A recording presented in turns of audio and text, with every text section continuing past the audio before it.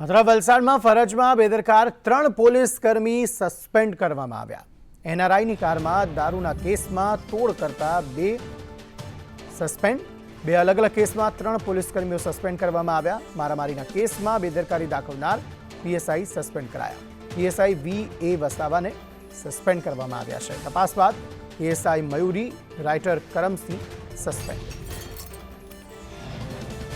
રાજ્યમાં ફરી એકવાર તોડકાંડનો મામલો સામે આવ્યો છે, જેમાં વલસાડ જિલ્લાના પોલીસ બેડામાં 3 પોલીસકર્મી સસ્પેન્ડ થતા સન્નાટો મચી ગયો છે। વાપી ખાતે એનઆરઆઈ વ્યક્તિની કારમાં દારૂના કેસમાં આ તોડ કરવામાં આવ્યો હતો અને આ તોડ કરનાર એએસઆઈ અને રાઇટર બંનેને સસ્પેન્ડ કરવામાં આવ્યા છે।